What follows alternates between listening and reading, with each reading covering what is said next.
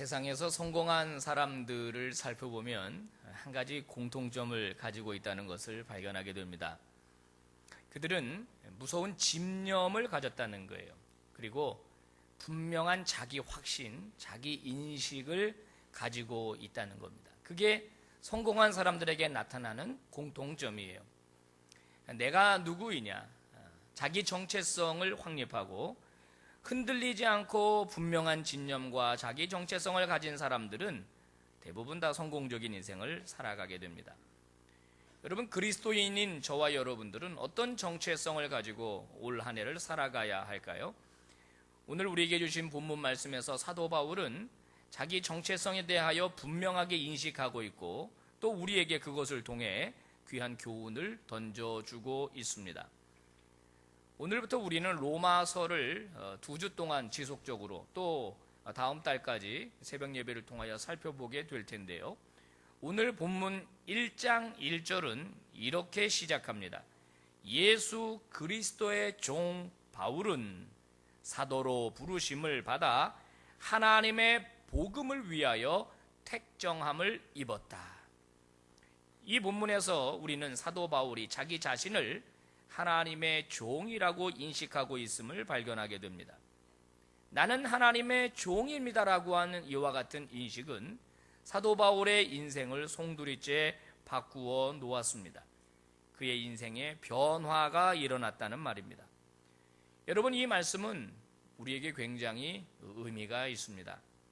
사도 바울은 어떤 의미에서 모든 그리스도인을 대표한다고 할 수 있고요. 또 바울은 그와 같은 자기의 인식을 자기 자신만 갖기를 원하지 않았다는 것을 우리가 알게 돼요.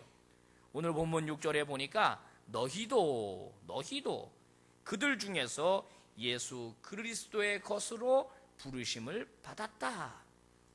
그러니까 초기 1세기에 바울은 로마에 있는 교우들에게 편지를 하면서 내가 하나님의 종이라고 인식하고 있는 것뿐만 아니라 너희들도 하나님의 종이다 라고 말하고 있고, 또 오늘을 살아가는 저와 여러분들 역시 우리가 가져야 할 자기 정체성 중에 가장 중요한 것은 우리 모두 다 하나님의 종이라는 인식을 가지고 살아가라고 말씀하고 있는 것입니다. 여러분, 내가 하나님의 종이라고 인식한다라고 할 때 우리는 이 종의 개념을 먼저 알 필요가 있습니다. 성경에서 종이라고 하는 둘로스라고 하는 표현은 한마디로 말하면 노예입니다. 자유를 완전히 박탈당한 사람을 종이라고 합니다. 노예라고 하는 거예요. 주인에게 철저하게 예속되어 있습니다. 자유를 박탈당했습니다.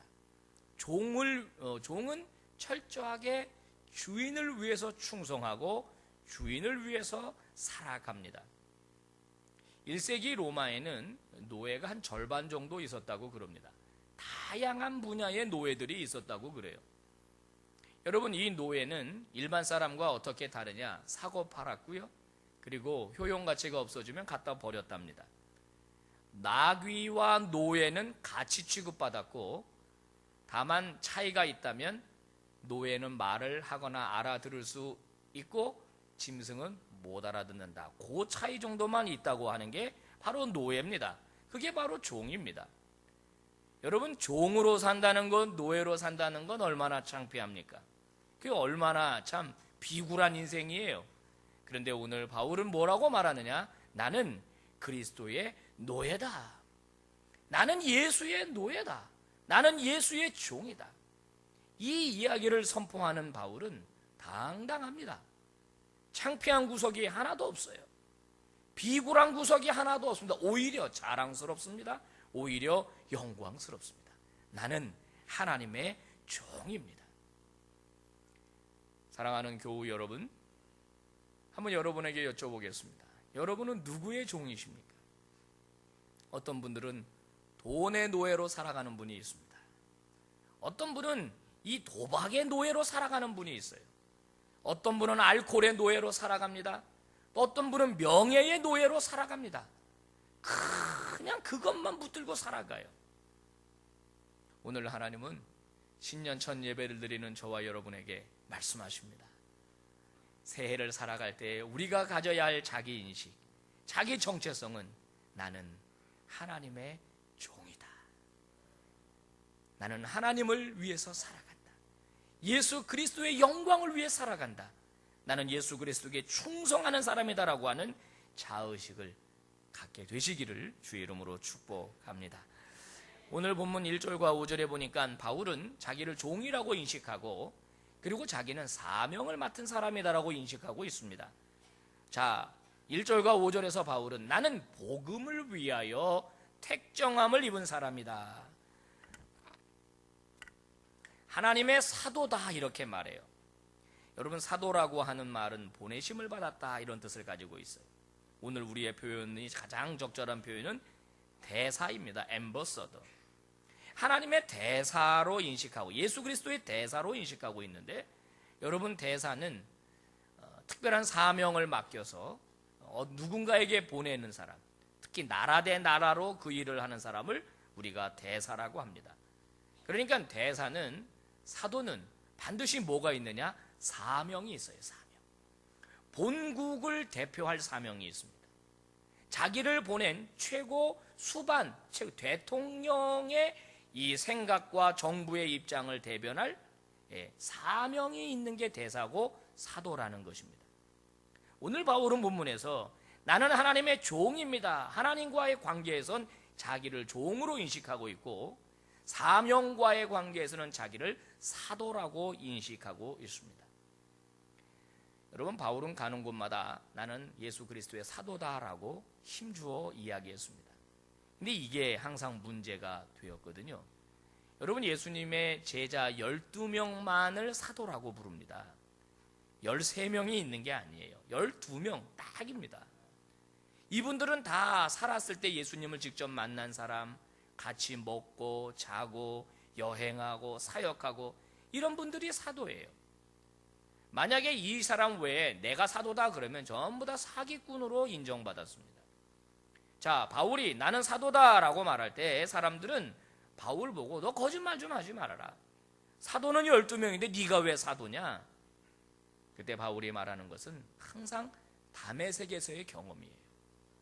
담의 세계에서 부활하신 예수 그리스도가 나를 만나 주었다. 물론 살아계실 때 내가 만나지는 못했지만은 예수님은 십자가에서 돌아가시고 부활하신 다음에 정말 만삭되지 못한 나에게 찾아오셔서 나를 만나 주셨고 나에게 사명을 주셨다는 거예요. 그 사명을 받았기 때문에 나는 사도다. 나는 분명하게 예수님 만났다. 항상 이렇게 주장을 한 겁니다. 여러분, 그러면 예수님이 바울에게 무슨 사명을 맡겨줬길래 스스로 사도라고 말하는 걸까요? 예수님이 그에게 맡겨주신 사명은 복음 전파였습니다. 이방인에게 복음을 전파하라. 내가 이것을 위하여 너를 택정하였다. 내가 너를 나의 사도로 삼았다. 나의 종으로 삼았다. 예수 그리스도께서 말씀하신 것입니다. 자, 그러면 복음이 무엇이냐? 복음을 사명으로 주었는데 오늘 본문에는 복음이 무엇인지 아주 분명하고 선명하게 나와 있습니다. 2절부터 4절 말씀 보시면 이 복음은 하나님이 선지자들로 말미암아 그의 아들에 관하여 성경에 미리 약속하신 것이라. 3절 그의 아들에 관하여 말하면 육신으로는 다윗의 혈통에서 나셨고, 4절 성결의 영으로는 죽은 자들 가운데서 부활하사 능력으로 하나님의 아들로 선포되셨으니 곧 우리 주 예수 그리스도시니라. 이렇게 되어 있어요. 2절과 3절 사이가 끊어진 것처럼 보이지만 헬라어 원문을 보면 이게 다 한 문장입니다. 자, 좀 길기 때문에 이 복음이라고 하는 것이 복잡해 보이긴 하지만 여러 가지 수식어를 제거하면 복음이 무엇인지 여기에 분명하게 기록이 되는데요. 자, 처음에 2절에 이 복음은, 즉 복음을 위해서 내가 택정함을 받아 사도가 되었는데 내게 맡겨주신 이 복음이 무엇이냐면 얘기하는 겁니다. 이 복음은 이렇게 시작하죠. 중간에 2절 중간에 보니까 그의 아들에 관한 것이다. 복음은 그의 아들에 관한 것이다. 그리고 4절 끝에 가면 주 예수 그리스도시니라. 요걸 합치면 어떻게 돼요? 복음은 그 하나님의 아들 예수 그리스도에 관한 것, 이게 복음이다. 이것을 전파하라고 나를 사도로 부르셨다. 복음, 말 그대로 가장 복된 소식, 굿뉴스. 굿뉴스는 무엇이냐? 예수 그리스도, 하나님의 아들, 이게 복음이라는 거예요. 복음. 복된 소식 중에 가장 복된 소식은 예수 그리스도가 우리의 구주가 되셨다라는 것입니다. 예수 그리스도를 영접함으로, 그분이 이 땅에 오셨으므로 내 죄가 다 사함을 받습니다. 여러분, 인간은 죄의 문제를 해결하지 못해요. 스스로 본인이 지은 죄를 처리할 수가 없습니다. 그런데 예수 그리스도가 오셨기 때문에 우리의 죄의 문제가 해결됐어요. 그리고 우리는 사단의 종으로 마귀의 영향을 받아 썩어질 것들을 추구하며 살아갈 수밖에 없는 그런 존재였는데, 저와 여러분들을 구원하셔서 하나님의 자녀가 되게 해주셨어요. 누구 때문에? 예수 그리스도 때문에. 그러므로 예수 그리스도 자체가 복음이고 복된 소식이다. 이거를 전하라고 나를 사도로 불렀다. 바울이 그렇게 말하는 것입니다. 바울은 소위 복음에 올인한 인생을 살았습니다. 모든 인생을 복음에다 다 걸었습니다. 자, 오늘 우리가 읽어보았지만 1절에도 하나님의 복음을 위해 내가 택함을 받았다. 그는 분명하게 알고 있어요. 그리고 내일 새벽에도 이어지는 본문입니다마는 15절에 보니까 나는 할 수만 있는 대로 로마에 있는 너희에게도 복음 전하기를 원하노라.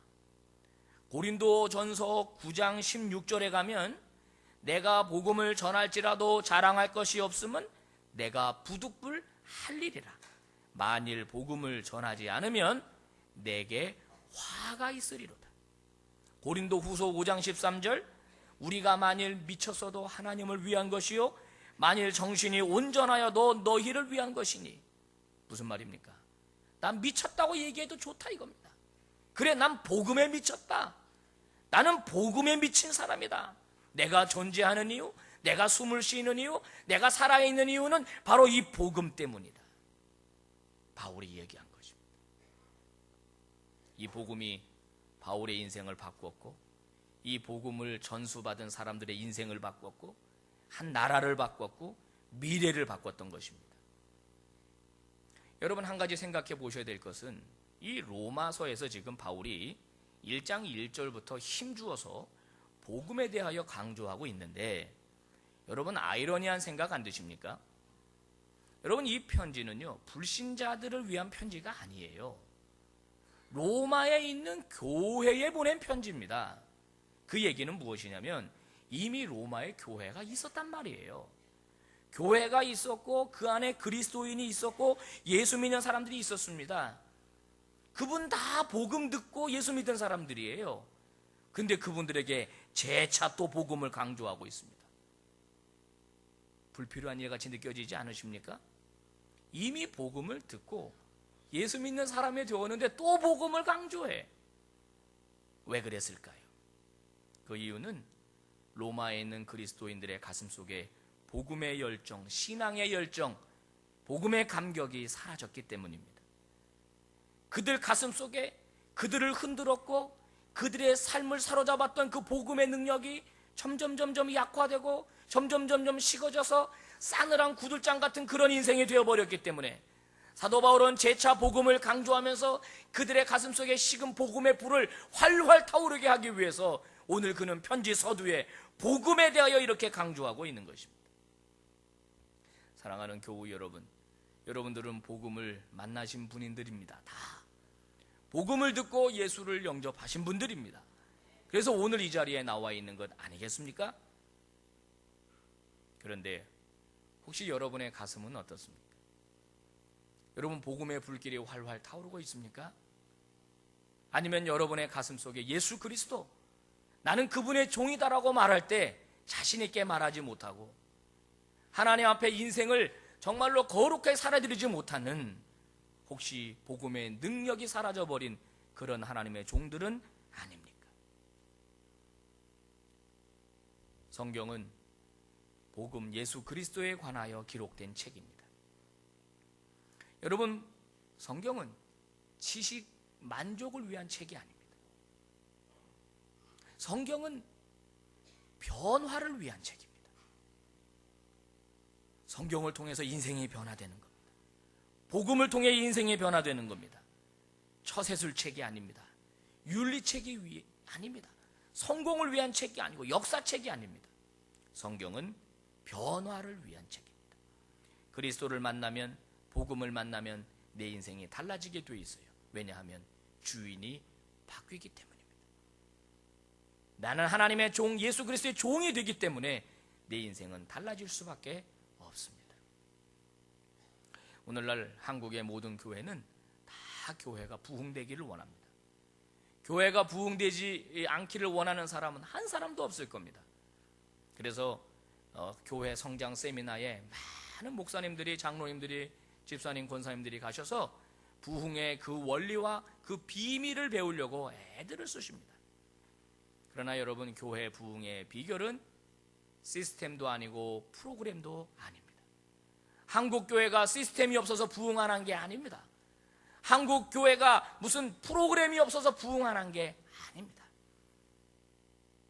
예수 그리스도의 피 묻은 복음의 능력을 잃어버렸기 때문입니다. 변화를 위한 책, 내 인생을 변화시키는 복음, 그 능력을 교회가 상실했기 때문에, 교인이 상실했기 때문에, 목사가 상실했기 때문에 한국 교회가 이렇게 맥없는 교회로 전락해버리고 있는 것입니다. 저는 대단한 목사가 아닙니다. 유명한 목사도 아닙니다. 한국 교회를 거론할 자격도 없는 사람입니다. 그러나 제가 한 가지 소신이 있다면, 우리 한국 교회는, 우리 서부제1교회는, 그리고 저와 여러분은 다시 이 복음을 붙들어야 합니다. 이 생생한 복음을 붙들어야 합니다. 예수 그리스도의 피 묻은 십자가, 이거 외에 교회는 아무것도 없습니다. 여러분, 여러분의 인생이 성공하기를 원하신다면 이 복음을 붙드시기 바랍니다. 여러분의 가정이 달라지기를 원한다면 이 복음을 붙드시기를 바랍니다. 이게 성공하는 비결입니다. 이게 잘 되는 비결입니다. 복음을 붙잡은 사람이 망한 사람을 한 사람도 본 적이 없어요. 오늘 하나님 우리에게 말씀합니다. 너희도 그들 중에서 예수 그리스도의 것으로 부르심을 입은 자들이니라. 기도하겠습니다. 거룩하신 아버지 하나님, 새해 신년 첫 주일 하나님 앞에 나와 예배드리며 귀한 말씀을 받았습니다. 예수 그리스도, 하나님의 아들, 이것이 복음이며 이것을 붙들 때 인생은 회복되고 행복해지며 성공한다고 말씀해 주셨습니다. 아버지, 우리가 살아가는 세상은 복음의 능력을 말할 수 없는 세상입니다. 복음의 능력이 사라진 것 같은 세상입니다. 우리 서부제일교회에 속한 모든 교우들, 아버지, 우리 서부제일교회만큼은, 아니 우리 모든 한국교회, 세계교회가 바로 예수 그리스도 이 생생한 십자가 복음을 붙들고 승리하게 하여 주시옵소서. 세상적 방법 다 버리고 오직 복음의 능력으로 변하고, 복음의 능력으로 달라지고, 복음의 능력으로 승부를 거는 진정한 하나님의 종들이 다 되게 하여 주시옵소서. 복음이야말로 최고의 변증서이며, 복음을 통하여 변화된 인생이야말로 최고의 전도지인 줄로, 최고의 삶의 능력인 줄로 믿사오니 우리 교우들 한 사람 한 사람을 그렇게 세워 주시옵소서. 존귀하신 예수님 이름으로 기도 올리옵나이다. 아멘.